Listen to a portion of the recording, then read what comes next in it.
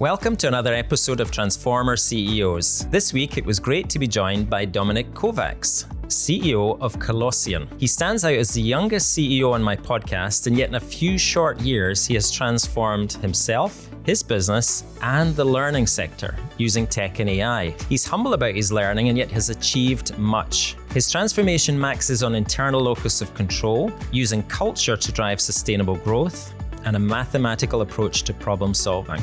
In addition to Transformer CEOs, I run a successful advisory and consulting business working with CEOs, chairmen, and investors to deliver successful business transformations. This is a unique episode with Dominik, and please remember to leave comments because here at Transformer CEOs, we love your feedback.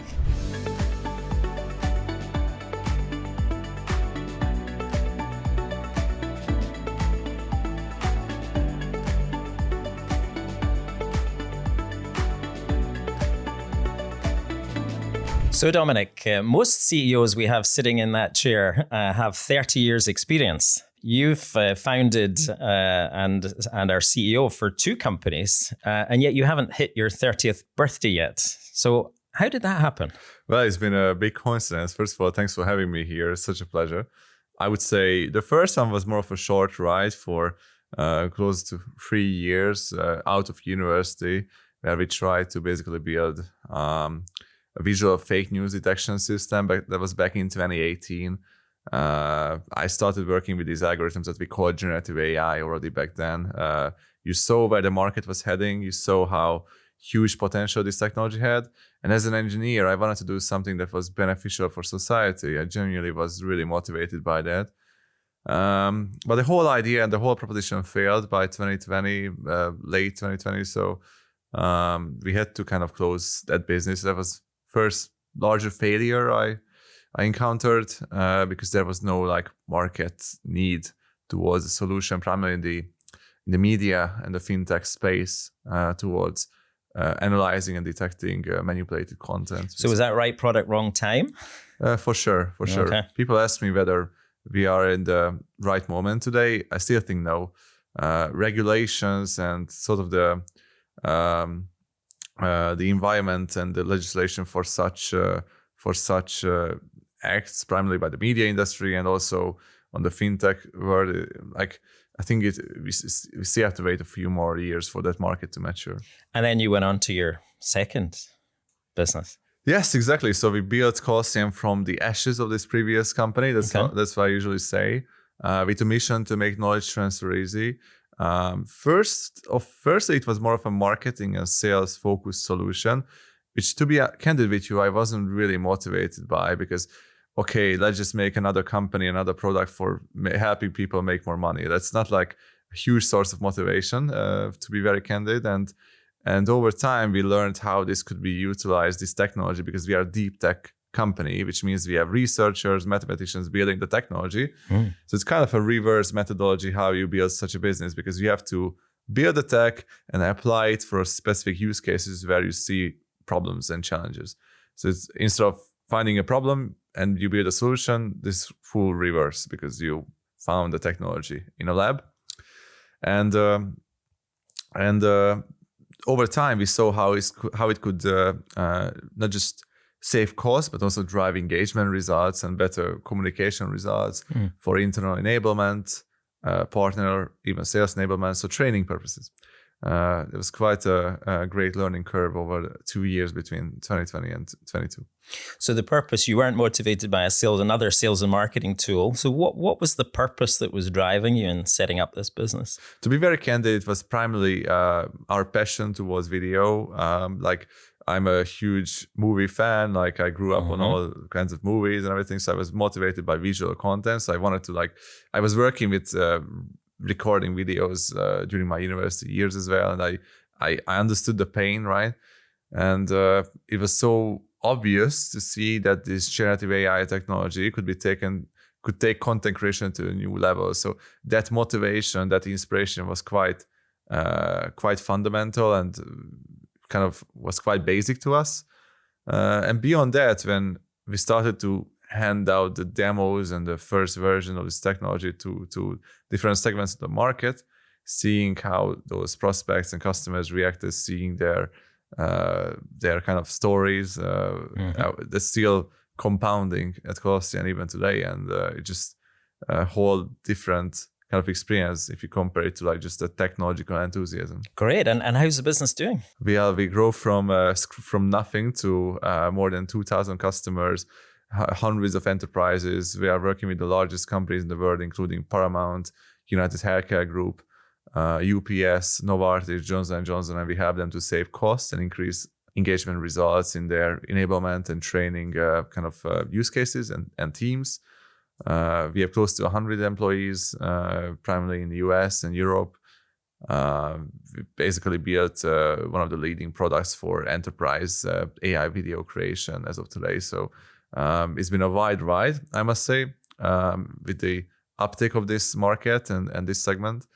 We have even, I would say, larger ambitions now, and we have to expand our propositions. Fantastic, and congratulations! What a success story, and that's only in a few short years, isn't it? Yeah. So we launched end of 22. Ever since we became one of the fastest growing companies in the enterprise space, raised close to $30 million in total. I've been fortunate to basically work very closely with these customers, with the customers of ours, as I mentioned, like the Novartis, Johnson & Johnson, or Ericsson's, and see with my own eyes how hundreds of people start adopting your product and see impact in their daily lives. Amazing. And you've had lots of external recognition as well. I just want to read these. So Forbes top 30 under 30 in tech, top 50 generative AI entrepreneur for 2025 as well. Yeah. How does that make you feel? Well, I always feel weird about this, to be honest.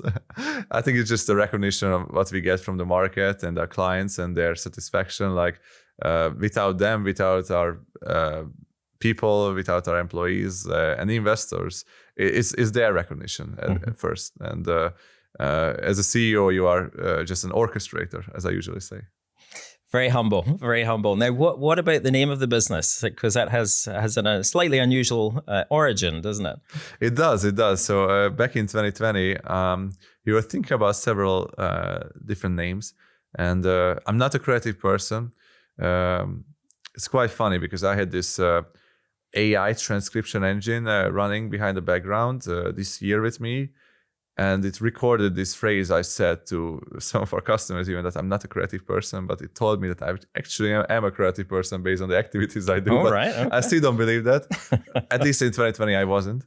And back then, I Googled AI company named Generator because I really wanted to find an amazing name for the business. And I remember I was sitting in Lisbon back then, in Portugal, and I in front of the computer for like 4 hours, pressing refresh. Out of a sudden, there was Colossian. And I immediately fell in love. The whole team fell in love. And we had a name. So AI generated our name. Okay, fantastic. Well, I mean, that's a nice origin, but given you're in the tech space, right? Yes, our investors keep telling me that I should share the detail that we had colossal ambitions. That's why we chose the name. Well, maybe the origin story is even better this way. Now, tell folks who are listening are always curious to know how did people get to the top job. So, what your education I think started in Hong Kong and Denmark. Take us through the story. I always wanted to work with either space technologies or green tech or AI because I thought this would be significantly influencing our lives, and I wanted to be at the forefront. And I never wanted to work with AI as much as with the other two, but kind of I had my disappointments within those disciplines, and I wasn't really good in them, I believe. Yet I fell in love with the depths of mathematics and just machine learning back like 7-8 years ago, and it was so obvious that I would really want to start something within this space. I was looking for problems. I was looking for like inspirations, and that's how we got to the first idea eventually. And so, what were some of the first steps? We made so many mistakes. Literally, like starting from the first concept, which is back then for the first occasion, we ran for the Danish startup competition. I think startup competitions are like quite fake. Doesn't really make sense to compete like as startups or like in innovative ideas.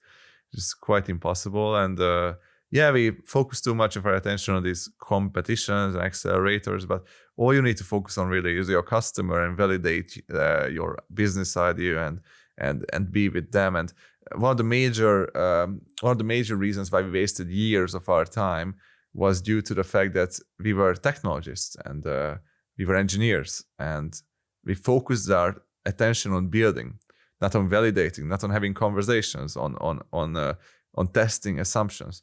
So it was one of the, I would say, one of the most useful learnings of my professional career so far, that you have to start with asking the tough questions. You have to validate even before you write a single line of code. And times are different, right? Because you can just spin up new applications, products much easier today than you could 8-7 years ago. Still, but you really have to build things based on solid foundations, solid hypotheses that you are testing continuously in a more iterative process. Lots of people make that mistake. As a technical person, you have bias towards building, and that can happen. And that then led to your first business. Yes, exactly. Gotcha. So CEO of 2 businesses. Is CEO a term you're comfortable with, or does it feel a little bit out there, but it is what you are? And how do you react to the term? I am comfortable. To be candid, I never wanted to be CEO. Right. I wasn't CEO initially. I had to assume this position due to various factors, which included intrinsic and extrinsic factors of the business. And I assumed my position more than 3 years ago. I was always a product guy and a product person. And when you're building a technological business, that's primarily a product-led business. By product-led, I mean, you can try Colossian for free. We have a free version. You can just insert your credit card as well to have more advanced functionalities. These kinds of businesses really can persevere with a successful product experience. I was always intrigued by that. I always wanted to invest my time there. And I never wanted to become CEO, to be honest, because I wasn't that much interested in all the duties and activities. But at the same time, I felt responsibility for the whole thing we are building, for taking this to a new level and ensuring that we can sustain a great career opportunity for people who left their university years just to work for a company. And they've been working here for the last 4 years just to accept more options and shares and in our business. And I took on the role for basically doing everything I can to create like a stronger position for all of us who were already part of the business. Right, and it's quite an important inflection point, isn't it? Coming from a technologist slant, which I think is where you were initially in Colossian, wasn't it? To then taking on the CEO-ship. And a lot of mathematical thinkers, problem solvers would prefer to stay in the technology space and leave the more complex, multifarious kind of role of CEO to someone else. But you sound like you've quite comfortably made that transition. It was a huge transition, and it wasn't the kind of transition that you just jump into and you feel fully lost. There are some sort of, glimpses of feeling in that sense, but it just comes over time as the business matures and the complexities increase. You have to pick up new skills continuously and adapt. Communication is one of the hardest. I find myself a pretty bad communicator, so I have to invest a lot into ensuring that I'm doing decent, or at least I'm very critical around my activities. Right now, we are living days when I would say the morale and the energies within our company is the highest I ever seen. And I think that's also thanks to the learnings we had and also how we are communicating our mission internally, not just me, but our wider leadership team as well. I think we'll get to that later in the conversation. Yeah, for sure, absolutely.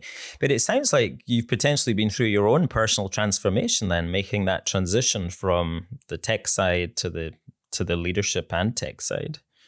For sure. Yeah. What would you say about that transition? What kind of things beyond maybe communication? How have you evolved as a person, as a leader?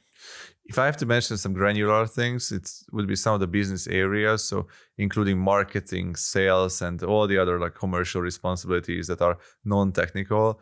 You really have to understand them. But I usually tell people that for a technological company, I think a technical person must be the leader and CEO. Like you really need that understanding. You need to have some kind of an idea. You need to have the technical mindset to persevere. And I genuinely think that.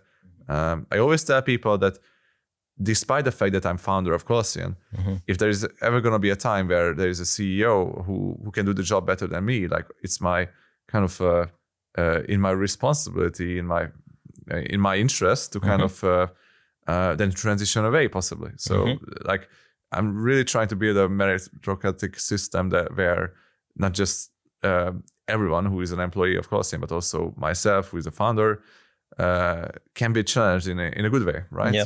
Whether that role can be done better. But connecting to what you just said, Eric, I think understanding those commercial realms that's very difficult. But I would say if you just develop the fact that you can learn fast, and you normally do that if you master one discipline, you can apply that to others. And all you need to do is just invest your time as much as possible to understand those disciplines. When it comes to soft skills, that's what I find the harder ones, which include, like, as you know from your roles, like recruitment and people management. It's just so incredibly difficult. It's one of the most difficult parts of the job, right? And but there as well, like it's more practical experience. Like I couldn't just parachute into the role or just assume the role and be master of this skill 6 months later. I think it's all these little events that happen that you find terrible at the time, but you learn from them. You are just compounding your knowledge and skills. So it's loads of trials and failures at the same time. Absolutely. And I wouldn't beat yourself up, given where you are in your own career. There's many senior leaders who, over 10, 20, 30 years are still perfecting their leadership and they're, self-critical and don't always get things right as well. So it sounds like you have a very healthy approach. And I must say, I don't think I've spoken to a CEO before who said, if I'm not the right person to do the job, I need to get out the way and make space for someone else. So there's a level of honesty and humility in your approach, which is, I think, very refreshing. I mean, that must be done. Like if you expect the same from your people, which I do, like if our technology leader agrees and acknowledges that it's in the best interest of the company where he owns significant ownership to make such a step, of course. This doesn't happen typically, but having this mindset is important for, as you said, self-criticism. Yeah, absolutely. So what would you say to other technologists who are thinking about starting their own business and maybe naturally they're going to fall into the chief technologist or CEO role? What advice would you give to them based on your own experience? I think I was always open-minded around how the business aspects and the business implications affect technology. Primarily when what I see with like more junior mid managers, not just within our company but also across our customer bases, sometimes there's this restricted thinking, not trying to understand how the business is how the business is influencing the technological decisions and what are the interconnecting points, right? Okay. Like there's this concept of a Silicon Valley engineer. I always talk about this to our team. Like, why are engineers in Silicon Valley in California have a great reputation and everything? It's not because they are just so much superior in technical skills, but because of their closeness and really strong understanding of the business and how it functions. So having that interest and alignment really can affect better technological decisions, and just over time, I would say a more a more ready state for someone to assume even commercial roles. Mm-hmm. And what would you say to youngsters who were maybe nervous about some of the leadership responsibilities that they would be required to take on? Like I'm a kind of person who tries to do several activities in order to gain more confidence. Mm-hmm. So, for example, I didn't just parachute into all this. Like before then, I talked to countless advisors, read loads of books. Mm-hmm. So I tend to prepare, and by preparing, like I try to minimize any bad feelings or errors I can make. But you always make errors, but maybe you can decrease the density and the occurrence. So that's always my kind of playbook. Yeah, how I'm trying to parachute into several situations or assume new roles. Yeah, with some preparation in advance. And I liked what you said before about apply your learning mindset to now an area that you know is important, and use exactly the same skills you might have used to learn about a tech area in a business area or a leadership area that you know that you're gonna need. You mentioned before the I don't know if failure is too strong a word of your first business, but just right idea, wrong time. You learned a lot from that. Any other pivotal moments in your career so far? I would say when I assumed the CEO role, our runway was like 6 to 8 weeks. We had no more cash than that, so I had to immediately do some fundraising. Mm-hmm. Like the psychological safety that I felt was close to zero. Like you feel this spotlight around you, where our company was like 20 men, like not a huge company. So I can only relate to how others feel, right? Who are in quite bad situations and they are assuming this role. I assume some of your audience members might find themselves in such a situation or felt this in the past. But when you assume the role and everyone is looking at you and they are like, okay, what's going to happen now? Like, what's the direction? And every time you go home and evenings and everything, you feel this psychological pressure. I must say you get used to it. I got used to it. It just takes time. But for the first occasions, for the first few days, weeks, months, it's quite crazy. And obviously you need to just strengthen your skin and you get through it. And did you have a mentor to help you with those times? Yeah, continuously. Like mentors help a lot. Specific types of coaches help a lot. I didn't believe in that. I thought it was bullshit, but it was quite helpful. Okay, good. And what if we look forward 10 years? What is Dominik going to be doing in 10 years, do you think? In my view, being a CEO of a close to 100-man tech company is very different than being the CEO of a several thousand-man company. You need you need to do different things. It's a different job even, and there are a lot of similarities. Don't get me wrong, but your focus is a bit different. Possibly, I would have experienced how it is to be a more mature CEO and how it is to operate in that role. Maybe I won't like it. There's a large chance. Maybe I will. And having that experience will kind of make me understand like these two types of CEOs I define normally. Because it's very different to kind of roll your sleeves up continuously, spearhead different initiatives, be the full innovator, rather just having a more strategic view and being lost in the detail with like several like departments and everything. It's just a very different kind of job as based on my conversations and my imagination where we are right now. And maybe you'll have started to 2 more companies or 4 more companies by then. Possibly. I care a lot about education. I really want to invest not just my time, but my future wealth into ensuring that where I'm coming from, like Central Eastern Europe, we can just spin up more educational initiatives. I think it can just really solve many problems in the region. Great. So it sounds like you have a deeper purpose as a CEO as well. Well, that's not through Colossian, but through my personal interest for sure. But I would say that's it's a great purpose in life. Absolutely. So moving on a little bit, let's talk about what you've transformed. And you've alluded to some of this already with Colossian and the success you've already achieved. But how would you describe your transformation, whether it's in commercial terms or product terms? One of the first ones, which is a more cultural one, is spearheading video first kind of communication within enterprises and companies. So before our innovation, it wasn't really possible to create videos with such ease as creating a PowerPoint today, because with Colossian, you're able to create a presenter-led video, training or communications video in minutes, which took like studios like this, weeks of recording, editing, etc. And you can do that in 10 plus languages in literally minutes even.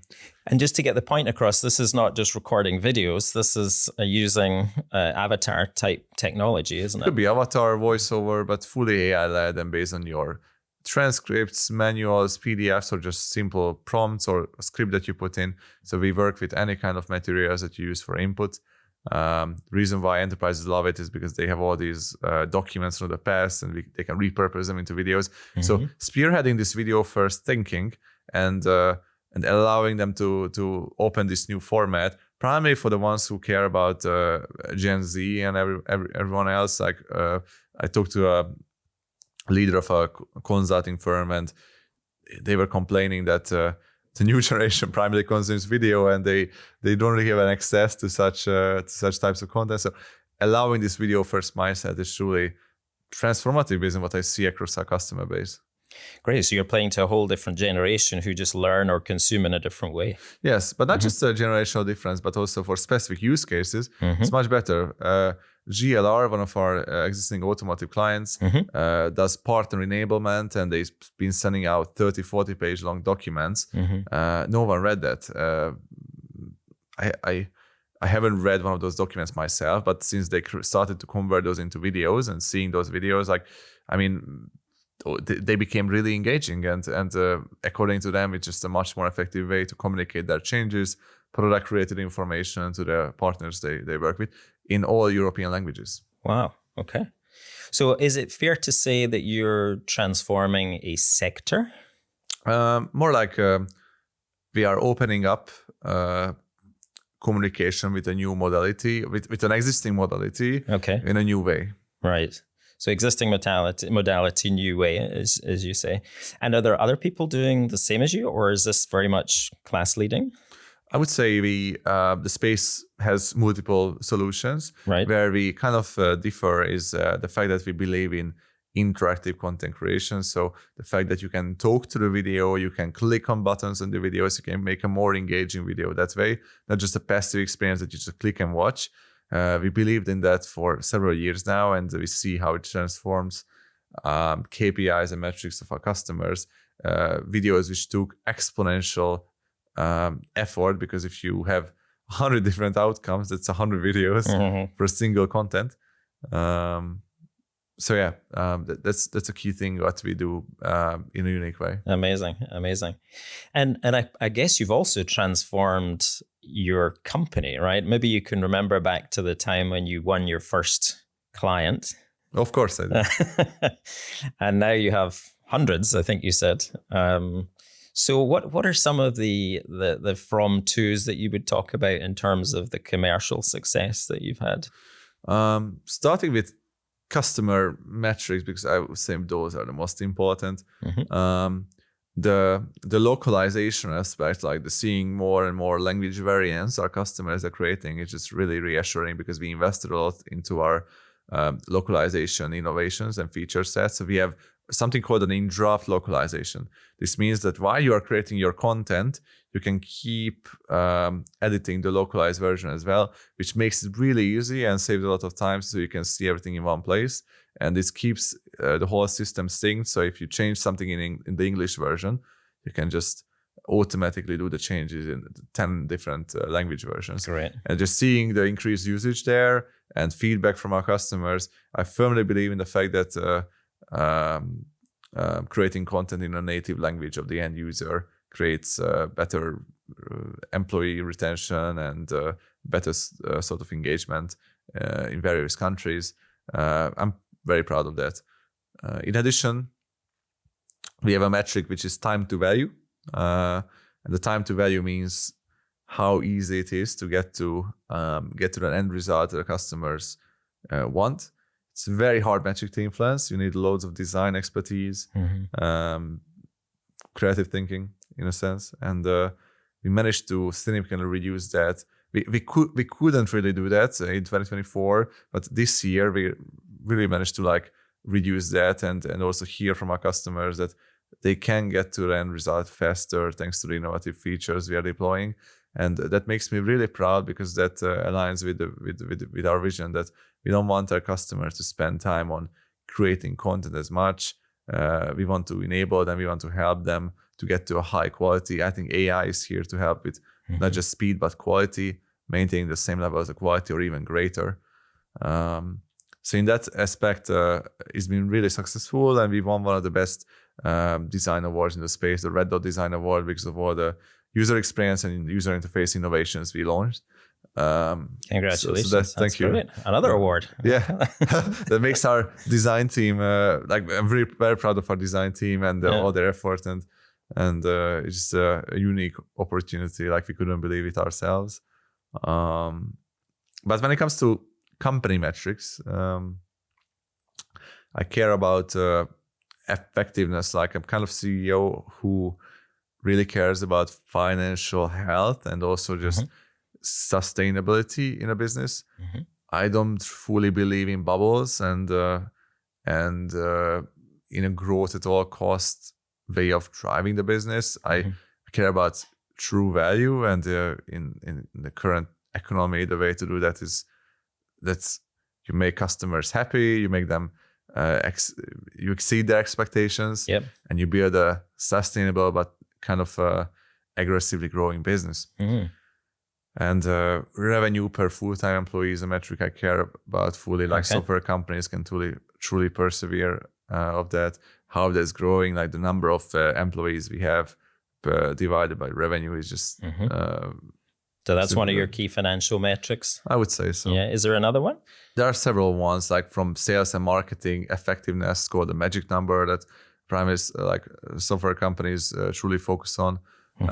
In addition to that, it's also retention, not just our customers but employees. So I'm actually looking at so many metrics. Like every week with our management team, we look at minimum 40 to 50, and each category is coming from a department. So depends on the kind of problem and the focus for a quarter. Gotcha. But it sounds like you're surrounded by lots of metrics that you can pick from as well, given the nature of your business. Where's the business going to be in a couple of years? How are you going to continue to transform as CEO? If I have to be really honest, we are living in one of the most transformative days in my career. The reason for that is we acknowledge that our company's mission is to make knowledge transfer easy.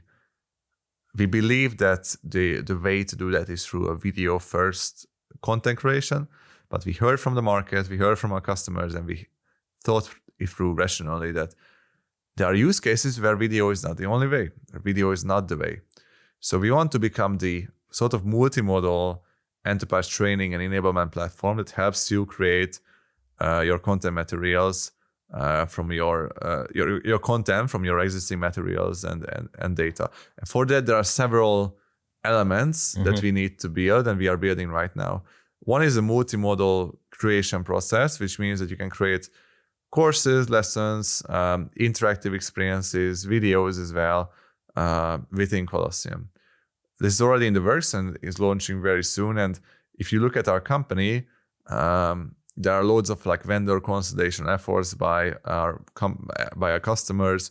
We want to ensure that they are creating all these experiences and content types within our platform. Okay. What I'm really excited about is how the promise of agentic AI can be utilized in our context. I think there are so many unfulfilled promises of AI and probably this new wave of hype. And what I believe is the way we can utilize it is maybe like what I hear is 30 to 40% of effort and money goes into like content updates these days. Content updates for training, communication enablement, content partner enablement.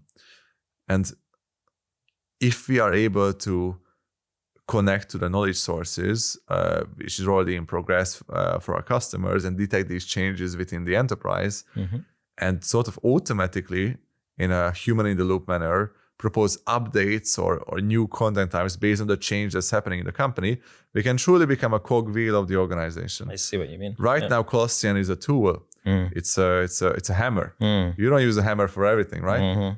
We are becoming more of a toolkit with the multiple modalities we are supporting, but over time, we are going to become a cogwheel, basically a way to help, to assist with the operation of the enterprise. And I'm so excited by that vision. It truly has all the benefits that AI promises, which is, in my view, possibly even keeping the quality the same or even pushing that further than doing it manually, and doing all the repetitive bits and automating as much as possible. And helping companies in the process. So we are building out this vision right now. It's pretty much in the works, and the way you kind of transform it is over the last 2 or 3 months. Literally, I spent time interviewing more than 100 enterprises.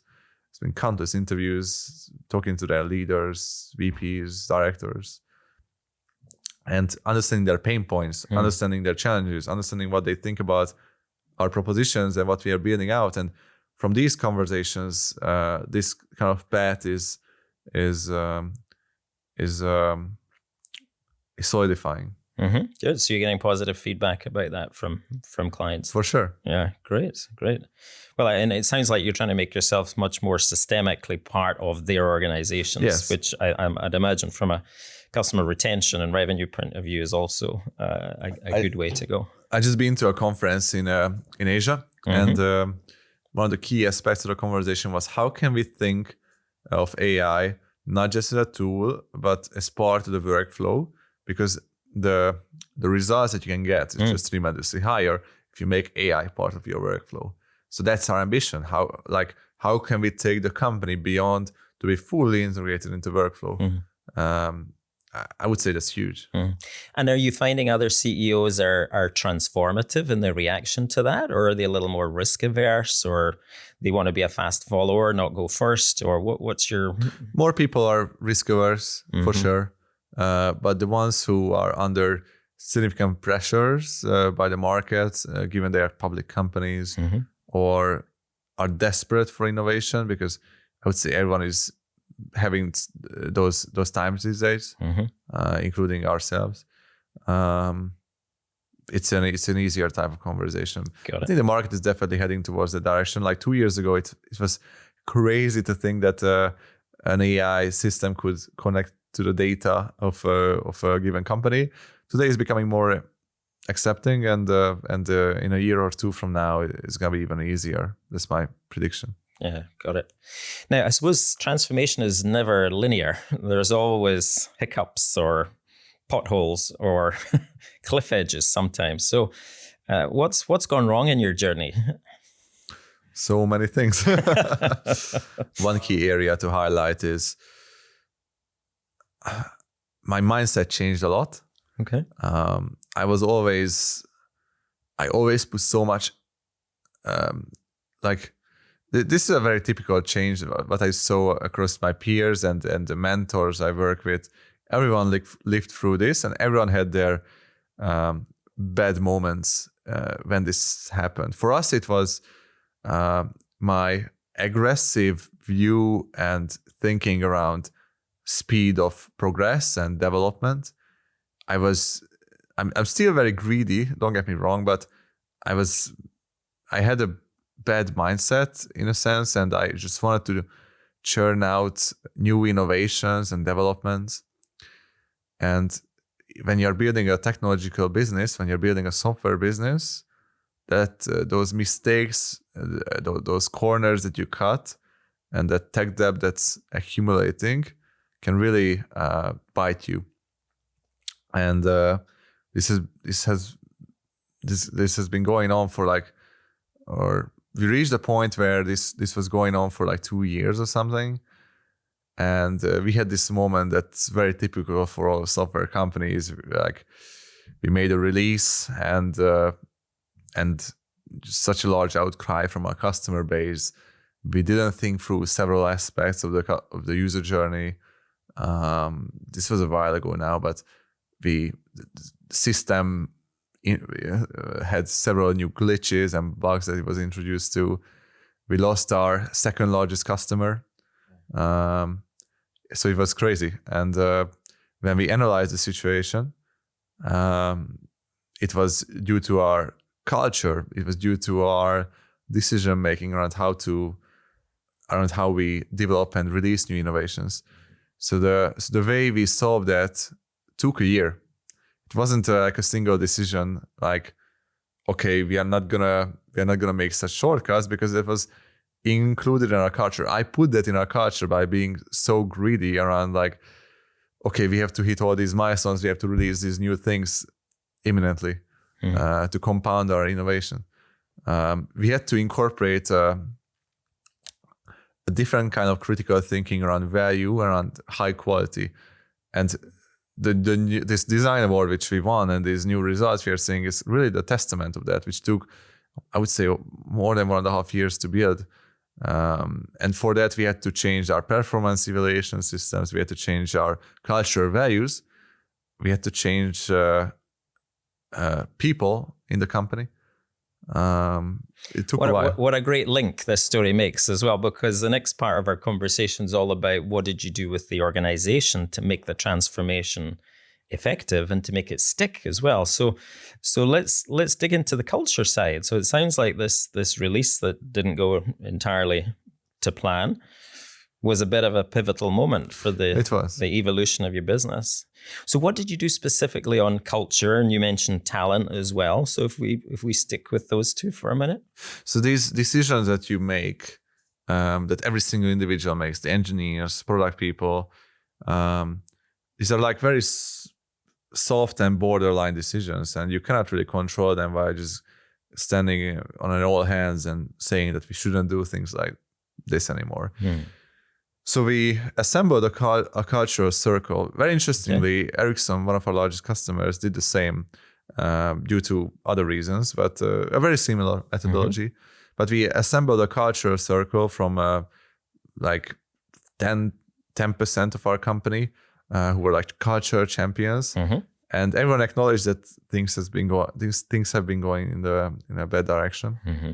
We really had to rethink, okay, what are the values that are not just values for the sake of them, but what we want people to follow and act accordingly. And we redefined them. And we also had to acknowledge that if we just do this and we just announce it, change won't happen. So we incorporated it in our performance evaluation, which happens every 6 months. But if you follow our cultural values, you get more scores, higher and bonus points eventually. So people have a motivation towards following that. So you've linked it right through the system, through performance and into pay ultimately. Exactly. Can you give us a couple of examples of what was deleted as part of that exercise and what was introduced? So we put a lot of effort on speed. Speed is really important, but we never mentioned quality and the quality customer experience. So we created these blurbs in our values, which means you have to move at fastest speed as possible, as long as you're not hurting our customers, as an example. And there were several cases where, for the sake of moving fast, we did make decisions where our customers were hurt. And when an engineer is spending their time 4:00 Thursday afternoon, I'm not going to be there to guide them. I'm not going to be there to help their decision making. There has to be some kind of a framework. There has to be a guidance towards how they should make decisions. And we incorporated such things. Also, we incorporated practices that each team member should really challenge whether a given decision is the best we can do for our customers. We were really customer obsessed before that as well, but we never correlated that with the quality of the releases we make. Right. And we try to understand this triangle of scope, speed and quality, and put more effort on the quality while not trying to sacrifice speed and more like controlling the scope of things. So rather release things and work on things in a smaller scope, but in a fast way, but high quality. Quality. And I didn't believe that this would have a fast impact, to be honest. It didn't. It took, as I said, more than a year, but now looking at the situation, just so much better. And every single decision we make, every project we execute is just fully different because of these steps. And, That's great. That's great. And what you said, you made some talent changes as a result of this experience as well. Was that people out of line with the new values, or what was the reason for the... Yes, that's always happens. And these are some of the tough decisions you have to make as a CEO and as a leader. I would say inherently that happens when you make change, given that you have vast quantity of people as well. Yeah. Now, growing talent has been one of your successes over the last few years, as you said, from no employees, it was yourself, and now you have nearly 100. I think you said Europe and the US. So, what is your blueprint? What is your checklist for talent that you bring into Colossian? What are the non-negotiables for team members? We are still learning a lot. I would say. It's a never-ending cycle, but we genuinely hire for attitude and for motivation rather than skills. I firmly believe in that. Like, it's just so much more important. I'm still involved in every hiring decision. Like, I really want to do that until we are 100 people. Like, there's an interview called a culture interview where I have a 1 hour discussion with a candidate, and I'm trying to get to know them, and I want them to get to know me, get to know us, because it's a two-way process, and I'm trying to be very candid about our expectation and their expectation and how aligned we see it. That's great. That's great. Many CEOs would probably love to do that, but scale just prevents it. I mean, I don't expect that to, persist over a given number. I'm already building this culture committee where we can delegate this as we go on, but till 100 people, like for a software company primarily, like the first 100 people define the entire company's success. I want to know every single individual. I want to be basically upfront, and I want to be available to them, that they can interview the company through me, because if they don't like things around the certain things I see in the world, then they should really get to know that even before they join the company. So we are not wasting each other's time. Absolutely. So what would be, give us a couple of examples of things that would be on your list that you would be keen to see or hear or feel from these people that showed they had the right motivation and attitude? There's this thing called internal locus of control. Based on statistics, most people don't have this trait. And I'm trying to interview for that as much as possible, which means that building a technological company from scratch is just so hard. Everything is against you. All the probabilities. You really have to move mountains as a team. And so many things will fail. A given individual's team will fail as well very frequently, sometimes not because of their own control. And we want to work with people who are always seeking what they can do better themselves, and who kind of look internally around, okay, what is it that they can do better, despite the fact that maybe they are not connected to the failure of a given project or of a given period. And entering for that trait is just so important, and that comes from not skill, but kind of like a characteristic, right? Yeah, absolutely. Is there another one you could share with us? For sure. Beyond that, there are these more basic things. Like, I genuinely dislike the new trends in the job market around people hopping between multiple places. Like, there are many individuals I see and cases where a given individual spends like 2 years in a given company, and that occurrence 3-4 times, and they're just jumping around to have like higher compensation or something. I don't value that as a leader. Like, to make impact in a company, you need like 6 months of onboarding. Then there is an offboarding period of 3 months if you leave. So then you make impact for a year. So I'm really trying to invest into loyalty, which is a rare thing today. but looking for those characteristics and just trying to understand what they value in life. What's their connection to their family? What are their hobbies eventually? And just really understanding and having a psychological understanding of the person and connection. There are loads of soft things there, and I don't really have a framework. I'm trying to read a lot of books as well, and I find hiring and recruitment so difficult. But as I mentioned, being upfront around where we are as a business, that they're just so like hiring a salesperson. To be candid, if someone joins a more mature company, even within the software space, they have such higher chances of succeeding because of their brand affinity, because of the maturity of that business. I'm being upfront with all of our commercial hires that, listen, there's just such a large chance of you failing here simply because of the nature of our business and where we are. Why do you want to do this? Like, why do you want to join us? And I'm trying to see through like, not just like, I would say blind ambition and optimism exactly. And instead of like finding out something that doesn't work 3-4 months in, where you've invested into a given person, just have that upfront conversation, because I feel accountable hiring someone. If it's not going to work out, then absolutely, it's a thing 2 ways. Yeah, absolutely. And what's your hiring success rate?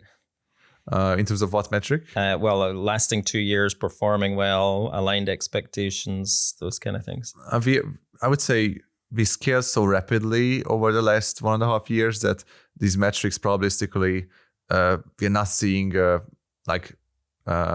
the end result. They're so lagging. Got it. But what I'm really proud of is that the amount of people that pass our onboarding stage, where we have really defined criteria, which is like 3 to 6 months, is really high.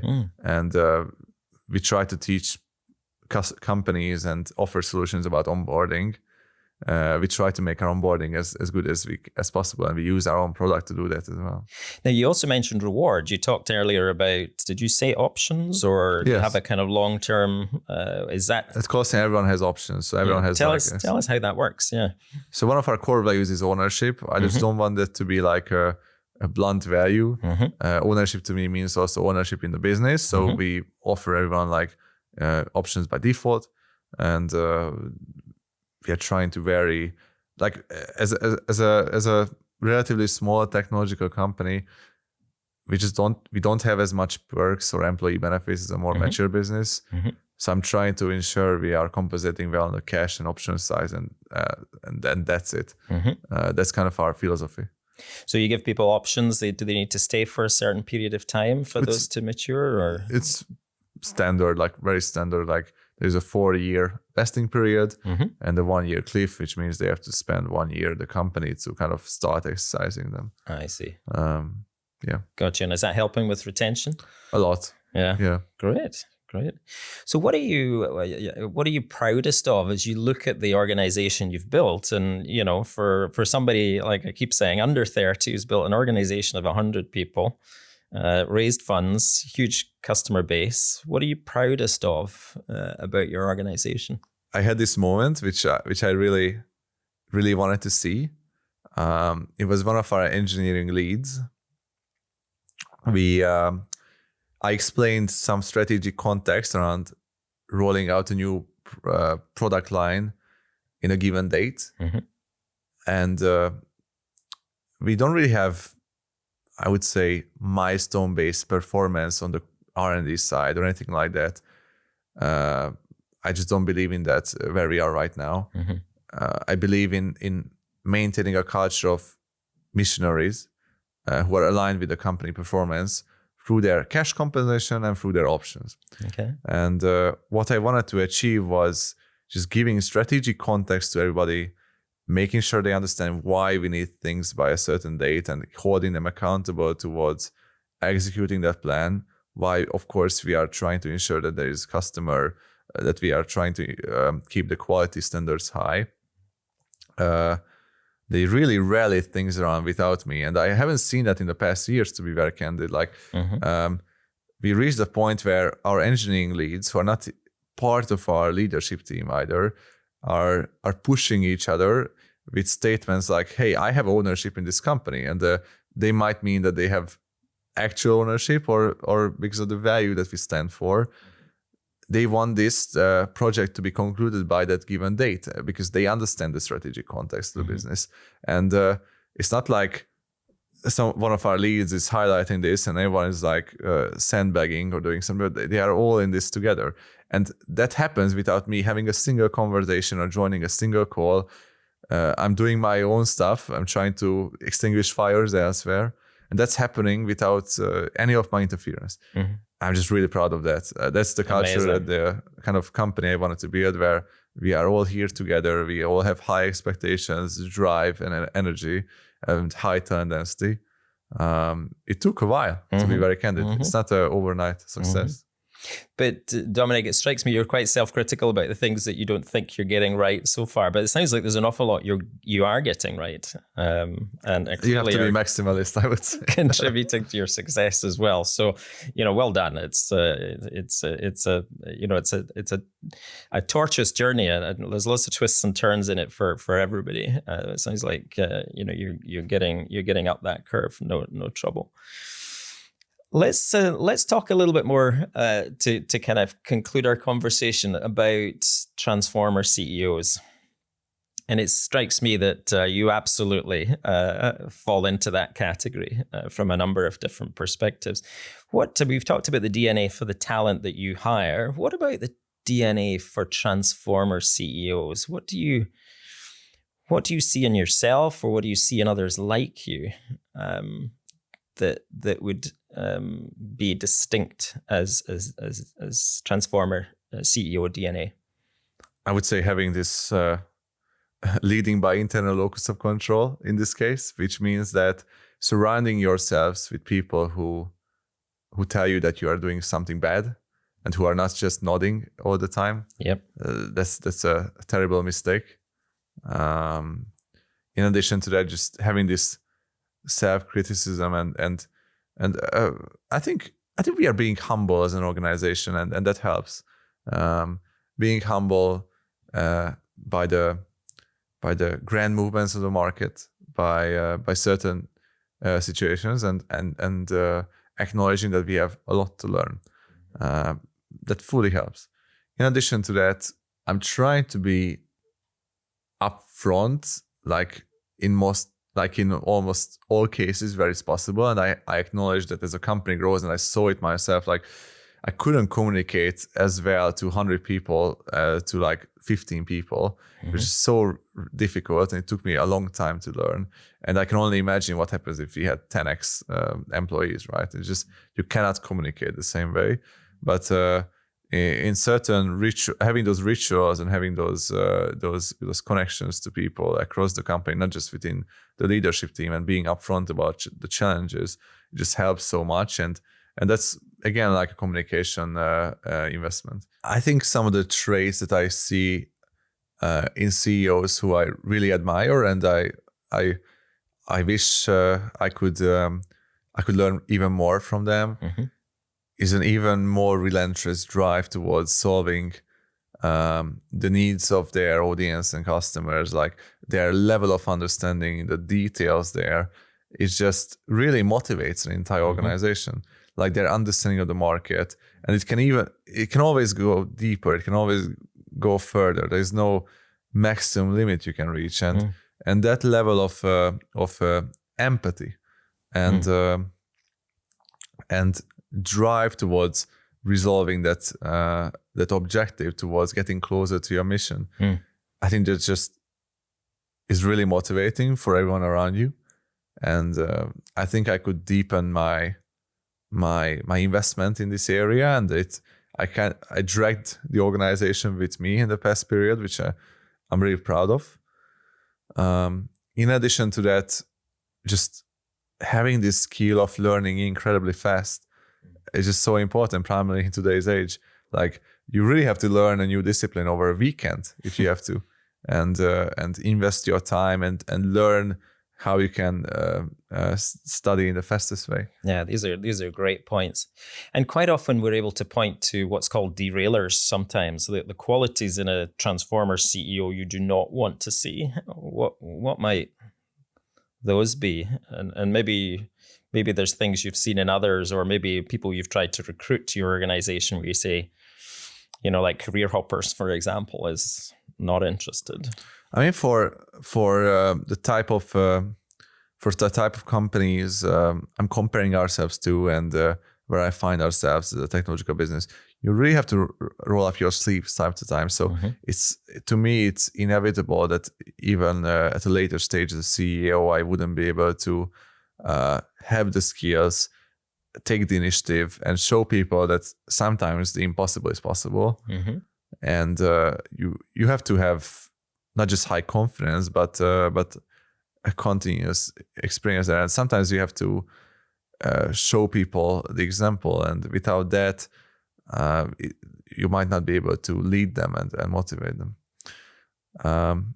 In addition to that, the recruitment skills are just so important, and there it's more like activities rather than traits. But I made the mistake in the past that I tried to oversell opportunities, and instead of being like candid and upfront around the challenges of where we are as a company and the type of role we are looking for. Like I talked to several CEOs who are made the same mistakes and how it can affect like bad hiring decisions. So having the right mindset there, having the right approach towards hiring, and it's a skill, right? Going back to traits, like what I saw is basically the level of understanding of each other's perspectives and creating that environment. So if you're not self-conscious enough, that can be a really dangerous game. And one book I read about that really changed my perspective over the last years was I think the 15 commitments of conscious leadership, where it also describes how you can listen to not just your feelings, but your other party's feelings, and how it drives decision making, and just not being conscious enough. So consciousness is key eventually in the whole operation, and for a CEO primarily, because everything you do, anytime the way you feel, it kind of can omit to the company, and you can spread that feeling across the company. It can have pretty negative effects. Yeah, absolutely. Culture maker and culture killer, and yeah, absolutely. What about in your direct reports?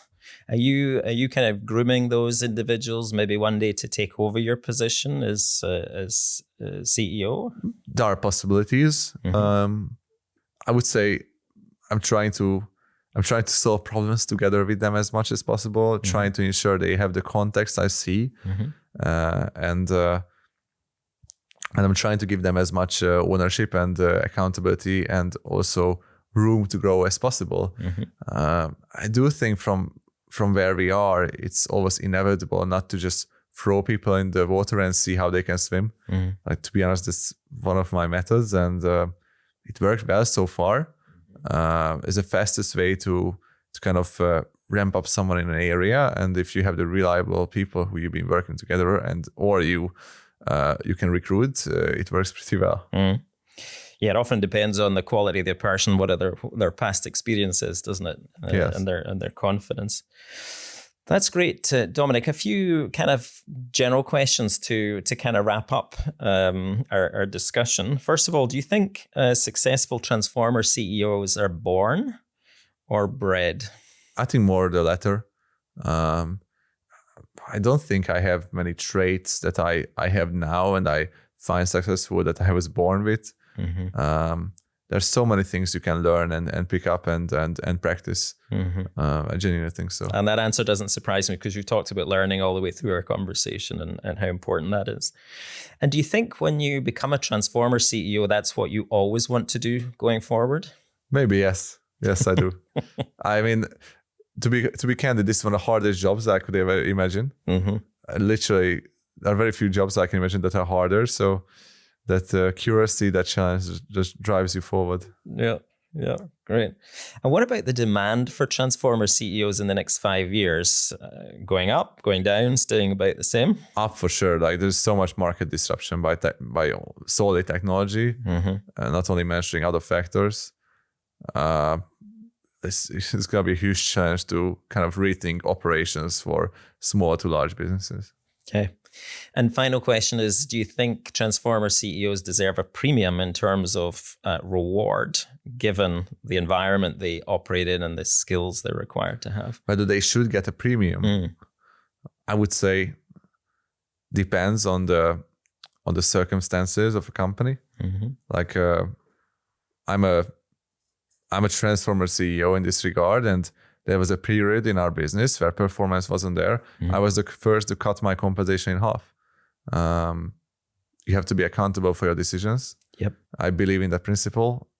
I never felt okay having highest rewards in all sense. Like when the business is not living up to its expectations. When it does, this is a different story. So the leadership you've shown in that example is very clear as well. Yeah. And of course, not everybody is the owner of their own business or co-owner of their own business. Many CEOs it depends, exactly. are hired. So, yeah. Well, Dominik, listen, it's been fascinating to hear your story. It truly is, and it's still dawning on me how much you've done in just a few years. The things you talk about and the fluency and the experiences. Many CEOs take 10, 20 years to get to. So I think it's a credit to you. You've come very far, very fast. I obviously wish you every success with Colossian and whatever comes afterwards. And thank you for being on the podcast. Thank you so much. It's been truly an honor, and I really enjoyed the conversation.